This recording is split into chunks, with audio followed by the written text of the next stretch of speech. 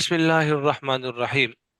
جی آج ہمارا 11واں سبق ہے، اور 11ویں سبق کے اندر ہم نے الف واو اور جا کے قواعد پڑھنے ہیں۔ ٹھیک ہے، الف واو اور جا۔ اس سبق میں جو ہے وہ مد کا بیان ہوگا۔ ٹھیک ہے، ہم بتائیں گے جو ہے وہ مد کہاں پر کرنی ہے، کس جگہ پر کرنی ہے، اور کب کرنی ہے۔ ٹھیک ہے، کتنی مقدار میں کرنی ہے، سارا انشاءاللہ جو ہے وہ آج ہم آدھا پڑھ لیں گے، کل انشاءاللہ آدھا پڑھیں گے، کیونکہ یہ تھوڑا سبق لمبا ہے، 2 دن میں انشاءاللہ یہ تقسیم ہو جائے گا۔ تو سب سے پہلے مد کا معنی جو سمجھ لیجئے گا کہ مد کا معنی ہے لمبا کرنا، دراز کرنا، کھینچنا۔ ٹھیک ہے، کسی چیز کو جو ہے جو ہم کھینچتے ہیں تو وہ چیز لمبی ہوتی ہے نا، اور اس طریقے سے دراز کرنا یہ بھی جو ہے وہ اسی معنی میں آتا ہے، لمبا کرنے کے اور لمبا کرنا، یہ تو مشہور ہے۔ تعریف: حروف مدہ اور حروف لین کو اپنی اصلی مقدار ایک الف سے زیادہ لمبا کرنا مد کہلاتا ہے۔ ٹھیک ہے، حروف مدہ اور حروف لین کو اپنی اصلی مقدار، جو ان کی اصلی مقدار ہے ایک الف، وہ تو ہے ہی ہے، تو اس سے زیادہ جو ہے وہ لمبا کرنا ٹھیک ہے، اس کو جو ہے وہ مد کہتے ہیں۔ مد کا محل کیا ہے بھائی؟ یعنی بتا رہے ہیں کہ مد کی جگہ کون سی، یا کہاں کہاں پر جو ہے وہ مد ہوگی، وہ کون سی جگہ ہے؟ تو بتا رہے ہیں کہ حروف مدہ میں اور حروف لین، یہ 2 جگہ ایسی ہیں کہ جہاں پر جو ہے وہ مد ہوگی، ان کے علاوہ کہیں اور جو ہے وہ مد نہیں ہوتی ہے اور مد کے اسباب کون سے ہیں، کس وجہ سے جو ہے وہ مد جو ہے وہ ہوتی ہے؟ تو بتا دیا اس کے 3 اسباب ہے: حمزہ اور سکون، جزم اور شد۔ ٹھیک ہے، تو ان 3 جو ہے وہ سبب کی وجہ سے مد جو ہے وہ ہوتی ہے۔ اس کی مقدار کیا ہے؟ مقدار اس کی قصر ہے، ٹھیک ہے، توسط ہے اور طول ہے۔ قصر 1 الف ہے، اور جو ہے توسط یعنی 3 کر لیں، اور طول کو 5 الف کے برابر کر لیں 5 حضرات جو ہے وہ قصر کو 1، توسط کو 2، اور طول کو جو ہے وہ 3 جو ہے وہ شمار کرتے ہیں۔ تو حروف مدہ، وہ سب سے پہلے ہم پڑھ لیتے ہیں کہ حروف مدہ اس میں 3 ہے۔ الف مدہ، اس سے پہلے ہمیشہ زبر ہی ہوتی ہے، جیسے قالو۔ اب دیکھیں یہاں پر الف آ گیا، الف سے پہلے قاف کے اوپر زبر ہے، تو یہ الف مدہ ہے، تو اس کو ہم 1 الف کے برابر لمبا کریں گے، قالو۔ ٹھیک ہے، اور واو مدہ، واو ساکن ہو، اس سے پہلے والے حرف پر پیش ہو، جیسے اعوذ۔ اب دیکھیں آئین کو لمبا کر رہے ہیں کیونکہ واو مدہ ہے، اس کے بعد واو ساکن اور آئین پر پیش ہے، تو اس وجہ سے جو ہے وہ لمبا کریں گے، اعوذ۔ اور جو ہے وہ یا مدہ کیا ہوتی ہے؟ یا ساکن ہو، اس سے پہلے والے حرف پر زیر ہو، جیسے العالمین، الحمد للہ رب العالمین۔ امین میں ہم یا کو جو ہے وہ کھینچ رہے ہیں، کیوں؟ کیونکہ یا کے بعد جو ہے میم کو کھینچ رہے ہیں، کیونکہ اس کے بعد جو ہے وہ یا مدہ آ رہی ہے کہ یا ساکن، اس سے پہلے زیر ہے، تو یہ حروف مدہ ہے۔ ان تینوں کو جو ہے وہ جب بھی آتے ہیں تو ان کو 1 الف کے برابر ہر حال میں لمبا کیا جاتا ہے اور باقی جو مد کے قواعد ہم پڑھیں گے، وہ ہم نے اس کو جب اگر ان حروف میں جو مد آئے گی، ان کو ہم یہ جو مقدار ہے ان کی اصلی 1 الف، اس کے علاوہ جو ہے وہ مد کی مقدار میں لمبا کریں گے۔ فائدہ: اسی طرح کھڑی زیر اور کھڑی زبر اور الٹی پیش، ٹھیک ہے، بھی حروف مدہ میں داخل ہے۔ ٹھیک ہے بھائی، حروف مدہ میں جو ہے ان کو بھی داخل کیا گیا ہے، اس لیے کہ جو کھڑا زبر ہے یہ الف مدہ کی آواز نکالتا ہے، ٹھیک ہے، اور الٹا پیش واو مدہ کی آواز نکالتا ہے، اور کھڑا زیر یہ جائے مدہ کی آواز نکالتا ہے، جیسے دیکھیں آمنا۔ اب دیکھیں آمنا، اب دیکھیں یہاں پر نون الف نہ آ گیا، ٹھیک ہے، تو وہاں پر یہ الف مدہ ہے، اور دیکھیں نا اور لا، ٹھیک ہے، لام کے اوپر کھڑی زبر لگی ہوئی ہے، لا، تو یہ دیکھیں نا، یہ الف مدہ کی آواز نکال رہا ہے کھڑی زبر، اور کھڑی زیر جو ہے دیکھیں ای، ٹھیک ہے، عالمین، ٹھیک ہے، عالمین، تو دیکھیں یہ کھڑی زیر جو ہے وہ یا مدہ کی آواز نکال رہی ہے۔ اسی طریقے سے ما لہو، ٹھیک ہے، اعو، ٹھیک ہے، تو یہ واو مدہ کی آواز نکال رہی ہے الٹی پیش، ٹھیک ہے، چونکہ یہ آواز میں جو ہے وہ ان کے ساتھ مشابہت رکھتے ہیں، اسی وجہ سے حکم میں بھی جو ہے وہ ہم نے کھڑی زبر، کھڑی زیر اور الٹی پیش کو جو ہے وہ اس کے حکم میں داخل کر دیا۔ اس کے بعد آگے آتے ہیں مد کی اقسام۔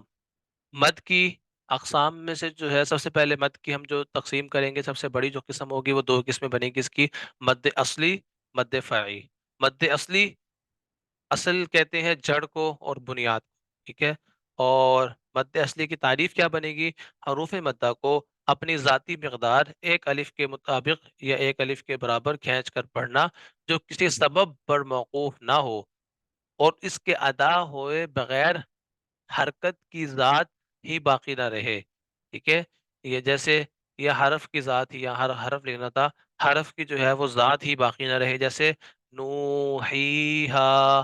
اب دیکھیں یہ ہے مد اصلی، جو حروف مدہ ہے نا، ان کو جو ہم ایک الف کے برابر لمبا کرتے ہیں، یہ ان کی ذات ہی جو ہے وہ اس چیز کا تقاضا کرتی ہے کہ ان کو ایک الف کے برابر لمبا کیا جائے۔ یہاں پر کوئی وجہ نہیں پائی جا رہی ہوتی، کوئی سبب نہیں پایا جا رہا ہوتا، جیسے ہم آگے جو بڑی مدیں لگی ہوتی ہیں، جس کا یہ نشان ہے، جیسے میں نے یہاں پہ دیکھا ہے سوا، سو، یہ جو نشان لگا ہوا ہے یہ جو مد کا، اس کو ہم کوئی وجہ ہوگی، اس وجہ سے جو ہے وہ اس وجہ کی وجہ سے جو ہے وہ ہم اس کو لمبا کریں گے۔ لیکن حروف مدہ میں کوئی وجہ نہیں ہوتی ہے، کیونکہ یہ ان کی ذات کے اندر ہی جو ہے وہ یہ تقاضا کرتی ہے کہ ان کو ایک الف کے برابر لمبا کیا جائے۔ اسی وجہ سے حروف مدہ کو جو ہے وہ مد اصلی کہا جاتا ہے، ٹھیک ہے، مد اصلی کہا جاتا ہے، اور ان کو ایک الف کے برابر جو ہے وہ کھینچ کر پڑھا جاتا ہے۔ اور چونکہ اور ایک اور بڑی دلیل یہ ہے کہ اس کو مد اصلی کیوں کہا جاتا ہے، اس وجہ سے کہ اگر آپ جو ہے وہ ان پر مد نہیں کریں گے تو حرف کی ذات ہی باقی نہیں رہے گی، وہ حرف ہی ختم ہو جائے گا، وہ حرف ہی باقی نہیں رہے گا۔ اور آپ کو پتہ ہے جب حرف باقی نہ رہے تو وہ لحن جلی بن جاتا ہے، کسی حرف کو کم کر دینا، اور یہ حرام ہے اور یہ گناہ کبیرہ ہے، ٹھیک ہے۔ جیسے مثال کے طور پر دیکھیں نو، اب یہ دیکھیں واو مدہ کی وجہ سے ہمیں جو ہے ایک الف برابر لمبا کرنا ہی کرنا پڑے گا ہمیں نون کو، نو، اس ہی، ہاں، اگر ہم اس کو لمبا نہیں کرتے، مثال کے طور پر یہاں پہ اس کو پڑھتے ہیں نو، اب دیکھیں اب جو حرف کی جو ذات تھی وہ ختم ہوگی کہ نہیں واؤ کی، نو، نو نو پڑھیں گے تو واؤ ختم ہوگی کہ نہیں ہو گیا؟ جی اب دیکھیں نو، ہی، ہا، تو یہ نون کے بعد واؤ بھی ختم ہو گیا، ہا کے بعد یا بھی ختم ہو گئی، ہا کے بعد الف بھی ختم ہو گیا۔ تو یہ جب آپ ان کو جو ہے وہ ان کی ذات تقاضا کرتی ہے کہ ان کو ایک الف برابر لمبا کیا جائے، اگر آپ نہیں کریں گے تو بھائی وہ حرف کی ذات ہی باقی نہیں رہے گی، وہ حرف ہی جو ہے وہاں سے ختم ہو جائے گا، نوحی، نوحی ہا بن جائے گا، جبکہ نو واؤ پڑھا گیا، ہی یا پڑھی گئی، ہا الف پڑھا گیا، ٹھیک ہے۔ تو ان کو کہتے ہیں مد اصلی۔ حکم، اس مد کا ترک شرعن حرام ہے، اس لیے کہ قرآن مجید کا ایک حرف کم ہو جاتا ہے، اور یہ غلطی لہن جلی کہلاتی ہے۔ اور فرع کا معنی کیا ہوتا ہے؟ فرع کا معنی ہوتا ہے شاخ، ٹھیک ہے، کیونکہ مد جو ہے وہ مد اصلی ہوتی ہے جو جڑ اور بنیاد ہوتی ہے، اور شاخ چونکہ اس کے اوپر لگتی ہے، وہ جو ہے اس کا تعلق جو ہے وہ اتنا زیادہ نہیں ہوتا، ٹھیک ہے، اور وہ بنیاد کی وجہ سے ہوتی ہے۔ تو فرعی کی تعریف کیا بنے گی؟ حروف مدہ کو اپنی ذاتی مقدار، ٹھیک ہے، جو حروف مدہ کی جو اپنی ذاتی مقدار ہے ایک الف سے بڑھا کر پڑھنا، ٹھیک ہے، یعنی جو اس کی اصلی مقدار ہے اس سے بڑھانا۔ اب ظاہری بات ہے جب اس کی اصلی مقدار سے بڑھائیں گے تو کوئی نہ کوئی وجہ ہوگی جس وجہ سے ہم اس کو بڑھا رہے ہوں گے، تو اس لیے مد فرعی میں جو ہے وہ کوئی نہ کوئی سبب بھی ہوتا ہے، کوئی نہ کوئی وجہ بھی ہوتی ہے، جس وجہ سے ہم جو ہے وہ اس کی جو اصلی مقدار ہے ایک الف اس سے بڑھا کر جو ہے زیادہ لمبا کر رہے ہوتے ہیں، اس کو کہتے ہیں مد فرعی، ٹھیک ہے۔ اور اس کے ادا ہونے سے حرف کی ذات جو ہے وہ ختم نہیں ہوتی، ٹھیک ہے، اگر ہم اس کو ادا نہیں کرتے ہیں، اگر ہم اس کو ادا نہ کریں تو وہ حرف جو ہے وہ باقی رہے گا، اس کی ذات باقی رہے گی، ٹھیک ہے، لیکن چونکہ ہم نے جو ہے وہ سبب پایا گیا، وجہ پائی گئی، اس کے باوجود ہم نے مد نہیں کی، تو ظاہری بات ہے ہم جو ہے وہ گناہ کے جو ہے وہ مرتکب ہوں گے، اور یہ غلطی، ایسی غلطی کرنا مکروہ ہے۔ جیسے مثال کے طور پر دیکھیں سوا، اب دیکھیں یہاں پر سوا جو ہے وہ سوا ان، اب دیکھیں سوا کو ہم اگر اتنا لمبا کر لیں سوا ان، یہ تو ہم نے کر لیا کیونکہ الف مدہ آ رہا تھا، الف مدہ کی اپنی ذاتی مقدار ایک الف تھی، اتنا ہم نے لمبا کر دیا سوا ان۔ اب اس کو جب زیادہ لمبا کرنا ہے تو کوئی نہ کوئی وجہ پائی جانی چاہیے، اس کو کہتے ہیں مد فرعی، ٹھیک ہے، اور وہ وجہ کیا پائی جا رہی ہے کہ حروف مدہ کے بعد حمزہ آ رہا ہے، ٹھیک ہے، تو جب حروف مدہ کے بعد حمزہ آ جائے گا تو اس وقت وہاں پر جو ہے مد کی جاتی ہے، ٹھیک ہے، اس وجہ سے ہم یہاں مد کر رہے ہیں سواء، سوء، سیئت، آئی سمجھ بات؟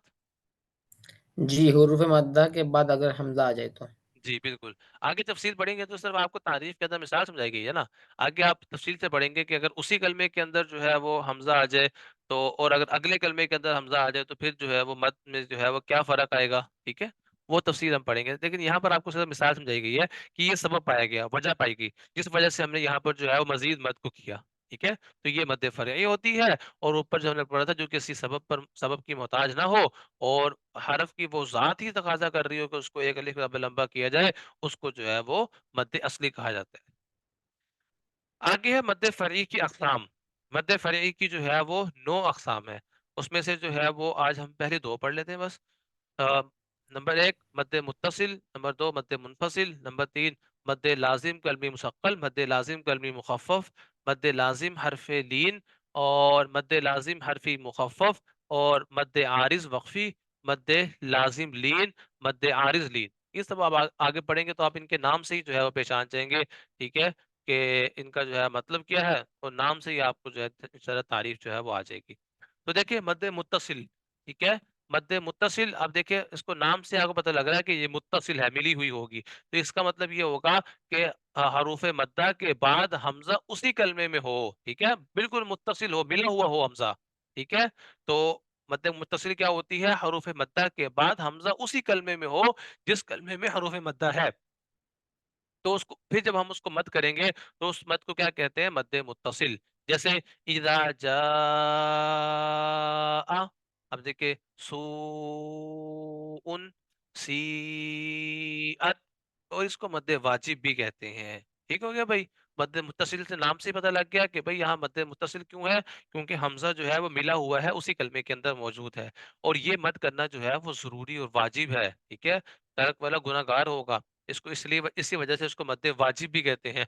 यहाँ पर किसी को इख्तियार नहीं दिया जाएगा कि कोई इदा जा पढ़ के चला जाए, इदा जा नसरुल्लाह ये नहीं पढ़ के जा सकता, इदा जा मद करके जाएगा और फिर ही जो है वो आगे जाएगा। ये मद करना जो है वो लाजिम है और जरूरी है। फायदा, मद्दे वाजिब इसलिए कहते हैं कि यहाँ मद करना वाजिब है, इस मद को छोड़ना जायज नहीं है। और मिकदार, मद्दे मुत्तसिल की मिकदार 5 अलिफ है, मद्दे असली की मिकदार के अलावा, ठीक है। मद्दे असली की मिकदार जो हरूफ मद्दा की जो अपनी असली 1 अलिफ था वो अलग से आपने लंबा करना है, और उसके बाद मद को अलग से जो है वो 5 अलिफ के बराबर या 3 अलिफ के बराबर जो है वो लंबा करना है, ठीक है। तो ये कुल जो है वो 5 के करेंगे तो कुल 6 बन जाएंगे, 6 अलिफ के बराबर जो है वो लंबा करना होगा।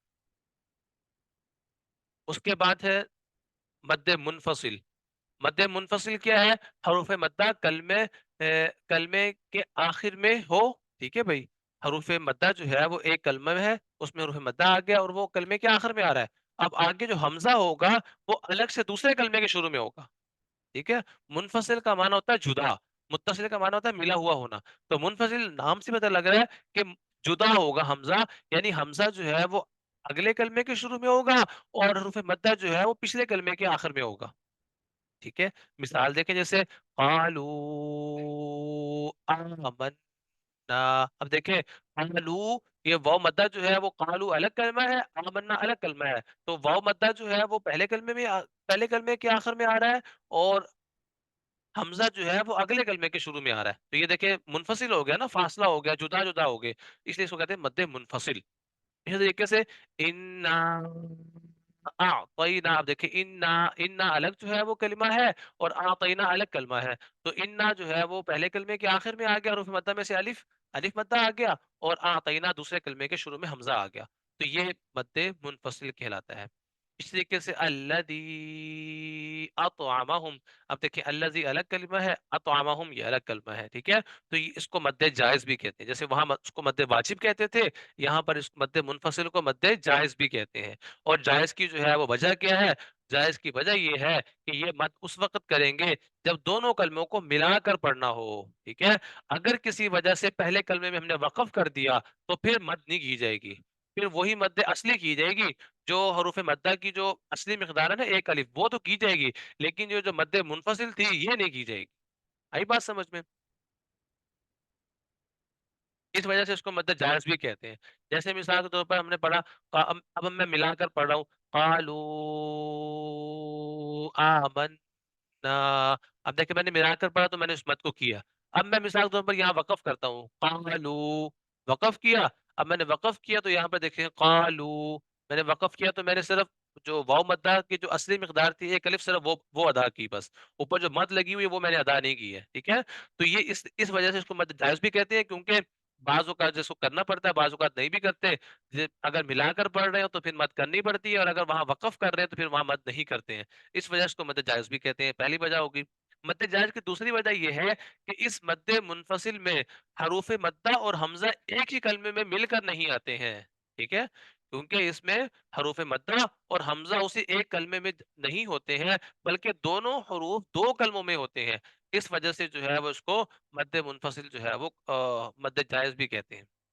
مقدار مد منفصل کی مقدار جو ہے وہ 3 الف ہے، مد اصلی کی مقدار کے علاوہ، یعنی توسط، توسط میں نے پڑھا تھا نا، توسط کی مقدار 3 الف ہے اور طول کی مقدار 5 الف ہے، تو بتا رہے ہیں کہ مد منفصل کو جو ہے آپ 3 الف برابر لمبا کریں گے مد اصلی کی مقدار کے علاوہ، یعنی حروف مدہ کا جو اپنا 1 الف ہے وہ الگ سے لمبا کیا جائے گا، تو کل 4 الف کے برابر اس کو لمبا کرنا ہوگا۔ اب جو ہے یہاں پر مد متصل اور مد منفصل میں جو ہے وہ فرق بیان کر رہے ہیں کہ ان میں جو ہے وہ 5 فرق ہے۔ مد متصل میں حمزہ اسی کلمے میں ہوتا ہے، مد منفصل میں حمزہ دوسرے کلمے کے شروع میں ہوتا ہے۔ دوسرا فرق کیا ہے کہ مد متصل کی مقدار 5 الف ہے، جبکہ مد منفصل کو 3 الف سے کم بھی لمبا کیا جا سکتا ہے، یعنی توسط سے قصر بھی جائز ہے۔ اس وجہ سے بھی اس کو مد جائز کہتے ہیں، یعنی اس کی اصلی مقدار 3 الف ہے اور 3 الف سے اس کو کم بھی لمبا کر سکتے ہیں، اس وجہ سے بھی اس کو مد جائز کہتے ہیں۔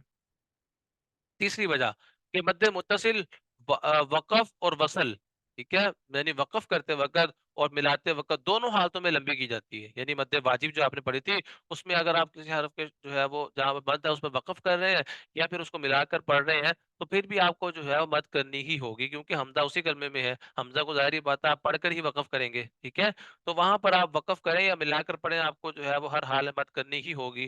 جبکہ مد منفصل میں جو ہے وہ اگر آپ ملا کر پڑھ رہے ہیں تو پھر تو چونکہ آپ حمزہ کے ساتھ ملا کر پڑھ رہے ہیں تو مت کریں گے، جو آپ نے وقف کر دیا تو گویا ابھی آپ نے حمزہ پڑھا ہی نہیں، تو جب آپ نے حمزہ پڑھا ہی نہیں تو وہ وجہ ہی نہیں پائی گئی کہ جو جس وجہ سے مد کی جائے، اس وجہ سے جو ہے وہ مد منفصل جب حمزہ الگ کلمے میں ہو اور آپ وقف کر دیں تو اس وقت مد نہیں کی جاتی۔ تو یہ مد متصل میں مد منفصل میں ایک یہ بھی فرق ہے۔ اور چوتھا فرق کیا ہے کہ مد متصل کی نشانی موٹی مد ہوتی ہے، ٹھیک ہے، تھوڑی مد موٹی اور بڑی ہوتی ہے، اور مد منفصل میں جو ہے وہ مد کو تھوڑا باریک ہوتی ہے، تھوڑی چھوٹی ہوتی ہے۔ اور آخری اور پانچواں فرق یہ ہے کہ مد متصل کو مد واجب کہتے ہیں اور مد منفصل کو مد جائز کہتے ہیں۔ تو یہ 5 فرق ہو گئے مد متصل میں اور مد منفصل میں۔ تو آج کے سبق میں ہم نے جو ہے وہ مدات کا بیان ہمارا شروع ہوا اور ہم نے پڑھا کہ بھائی مد جو ہے وہ مد اصلی پڑھی، اس کے بعد مد فرعی جو ہے پڑھی، دونوں کی جو ہے وہ تعریفیں پڑھی۔ مد اصلی کیا ہوتا ہے؟ مد اصلی وہ ہوتی ہے جو حروف مدہ حروف لین کی اصلی مقدار ہوتی ہے، اس کو مد اصلی کہتے ہیں۔ اور جو مد فرعی ہے وہ ان کی جو ذاتی مقدار ہے اس کے علاوہ کسی سبب کی وجہ سے جو ہے وہ اس کو بڑھا کر پڑھنا مد فرعی کہلاتی ہے۔ پھر اس کے بعد ہم نے پڑھا کہ مد فرعی کی آگے پھر جو ہے وہ اقسام ہے، اس میں سے ہم نے اقسام میں سے جو ہے پہلی 2 قسمیں پڑھی، مد متصل اور مد منفصل۔ پھر ہم ان دونوں کی تعریفیں پڑھی، ان دونوں کی تعریفیں پڑھنے کے بعد پھر ان دونوں میں ہم نے فرق بھی پڑھ لیا تاکہ مزید اچھے سے جو ہے وہ ہمیں مد متصل اور مد منفصل کی بات جو ہے وہ سمجھ میں آ سکے۔ جی سعد بھائی، سبق سمجھ میں آیا؟ بالکل بالکل استاد، زبردست سمجھ میں آیا ہے۔ چلیں جی، آج کے لیے اتنا کافی ہے، جزاک اللہ۔ جزاک اللہ خیر استاد۔